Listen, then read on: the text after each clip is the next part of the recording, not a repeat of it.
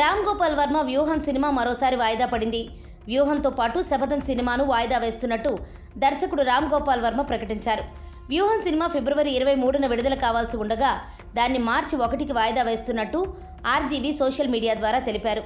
అలాగే శపథం సినిమాను మార్చి 8న విడుదల చేస్తున్నట్టు ప్రకటించారు. ఈసారి వాయిదాకు నారా లోకేష్ కారణం కాదంటూ సెటైర్ వేశారు. సాంకేతిక కారణాల వల్ల వాయిదా వేస్తున్నట్టు చెప్పారు.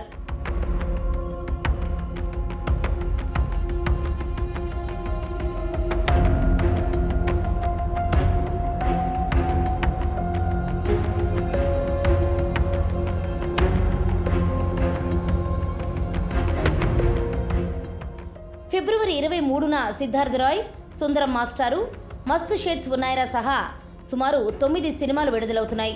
దీంతో వ్యూహం సినిమాకు అనుకున్నన్ని థియేటర్లు దొరకలేదు. అందుకే వ్యూహం సినిమాను వాయిదా వేశారు. మార్చి 1, మార్చి 8వ తేదీల్లో తాము కోరుకున్నన్ని థియేటర్లు దొరుకుతున్నాయని ఆర్జీవీ పేర్కొన్నారు.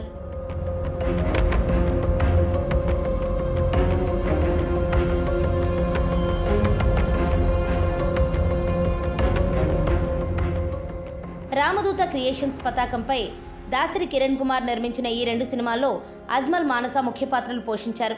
వైఎస్ రాజశేఖర రెడ్డి మరణించిన సమయం నుంచి వైఎస్ జగన్ ముఖ్యమంత్రి అయ్యే వరకు వ్యూహం సినిమా ఉంటుంది.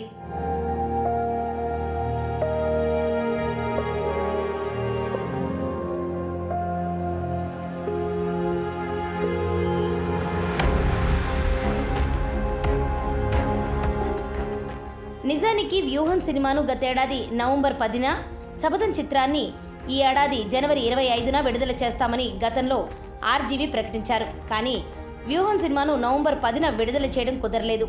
ఇక ఆ తర్వాత వ్యూహం సినిమాను గతేడాది డిసెంబర్ 29న విడుదల చేయనున్నట్టు ప్రకటించారు. కానీ ఈ సినిమాపై నారా లోకేష్ తెలంగాణ హైకోర్టులో పిటిషన్ వేశారు. దీంతో విడుదలపై హైకోర్టు స్టే విధించి మరోసారి సెన్సార్ చేయాలని ఆదేశించింది.